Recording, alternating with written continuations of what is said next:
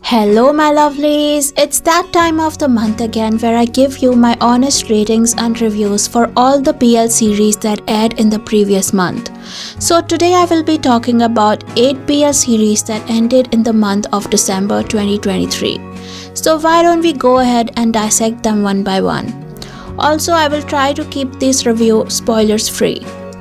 Shadow is a show about Dan, a high school junior who is navigating his father's illness and transferring to an all-boys Catholic school, guided by the school psychologist Brother Anurag. Dan grapples with sleep paralysis and forms friendships with two boys Nai and Josh.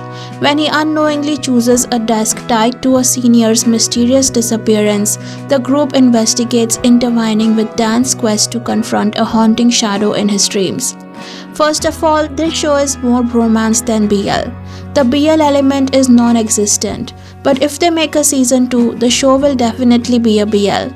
You will know why when you watch the series. I absolutely loved Shadow. Even though there is no romance in the show, I highly recommend all BL fans to watch it because it had BL actors Singto, Fluke and Fiat in it, and they do a tremendous job portraying their roles. I was already a fan of the three boys' acting, but they really surpassed my expectations in this show. The production quality was outstanding and the company spent a lot of money on VFX and CGI. The backdrop looked authentic and it really felt like we were transported to a Catholic school in the 90s. There were a lot of parallel stories going on, but they were interconnected and all of them pointed towards the main protagonist Dan. So the viewing had to be very focused, otherwise you would miss out on important plot points. It deals with some heavy stuff which I hadn't anticipated, but I appreciated how they were dealt in the series. I would have liked it to have more BL in it, but what we got was pretty extraordinary, so I won't complain. I will give this show a 9 out of 10. Day, a violinist pursuing his dream, meets Mame, a drawing teacher in Sanklaburi. As they spend time together, their feelings grow, but their path is filled with challenges. Colorful Melody is a 4-episode series, but it feels longer because of how boring and uneventful it is. Both the actors had very awkward chemistry and their acting fails to convey the depth of emotion expected in a romantic series. It almost felt like they are insulting the beautiful and serene background by giving us such stiff and robotic performances. The only person who should be paid their dues in this show is the cinematographer, because the cinematography is the only good part of the show. I forgot to take my magnesium the evening I watched the show, and thanks to this boring show I was able to sleep soundly even without my magnesium. So if you suffer from sleep issues, watch this show. You will get your full 8 hours, I promise. I give this show a 3 out of 10. You and My Stars is a short high school love story that revolves around 3 boys and the theme of unrequited love. I really liked it for what it was. It was short, sweet and innocent. All the 3 actors were cute and suited to the roles that they were given. The plot was quite generic, something we have seen about 1,000 times before, but I didn't get bored watching the show. But I do feel like we needed to see more of their story, so I would appreciate if Mind Trio could give this show a full-length feature. I would give it a 6.5 out of 10. In the intricate tale of Swanson and Anga, an accident prompts Swanson to travel back in time to warn a younger Anga, but his efforts fail. A decade later, an older Anga returns to convince his younger self to allow the accident to happen, emphasizing Swanson's life depends on it. Transported to the past again, Anga decides not to approach Swanson, determined to change their fate. I actually do not know how to rate this series because I couldn't get into it at all. The actors were doing a pretty good job portraying their roles, so I can't fault them on their acting. But to me, the older Soon wasn't charming enough to root for him in the show. He couldn't captivate me to continue watching the show. Same goes for the younger Soon and Anga. I couldn't connect with them and they lacked that charisma for me to make me keep watching. I won't talk about the story because I didn't watch it enough to talk about the story, and also the kiss between younger Anga and older Soon was extremely uncomfortable for me to watch.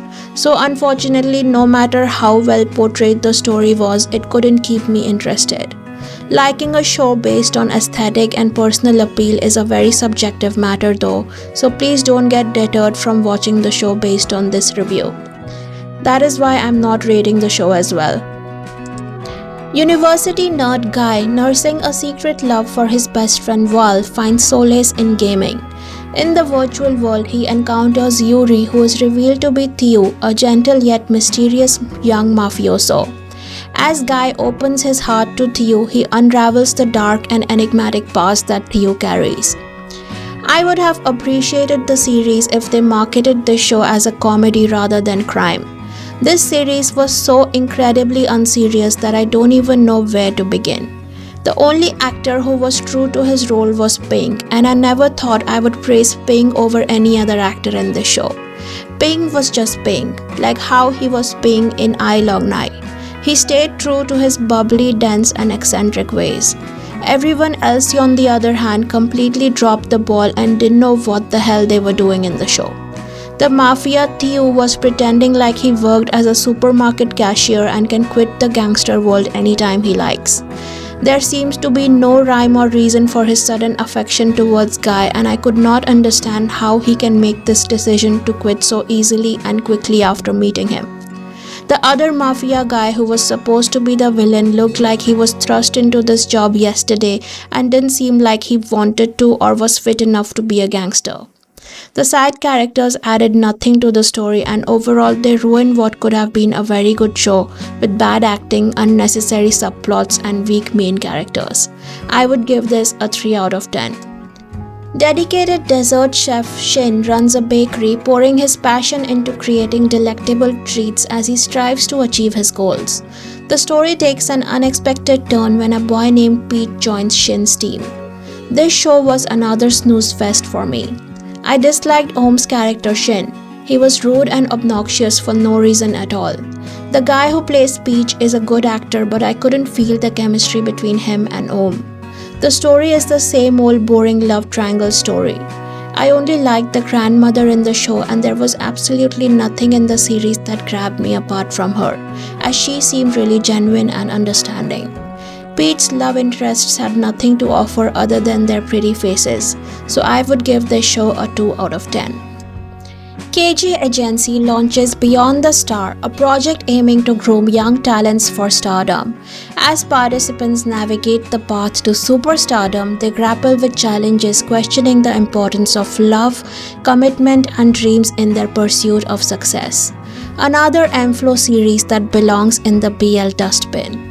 The story was trash, the acting was trash, the dancing was trash, the music was trash, and I wanted to put my head in the trash for wasting my time on this series.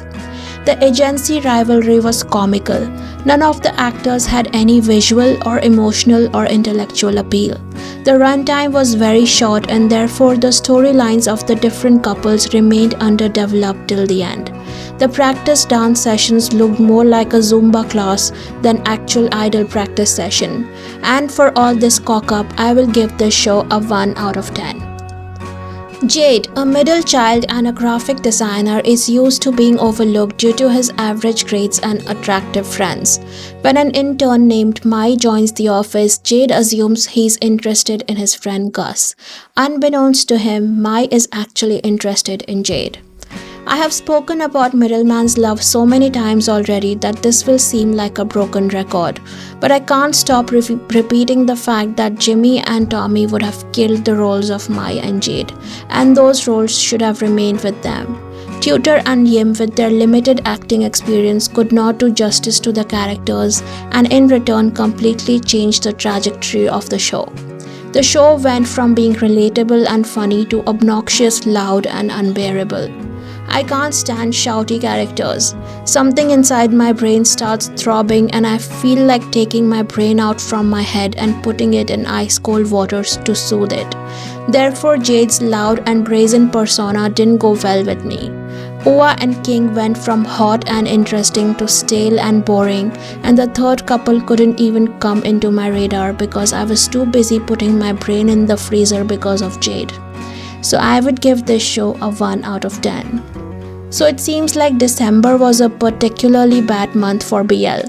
but I didn't seem to notice that because I was too busy watching some other ongoing shows that I'm liking right now. I hope we don't get to experience a month like this in 2024. Leave your ratings in the comments below and I will see you guys in my next video. Bye!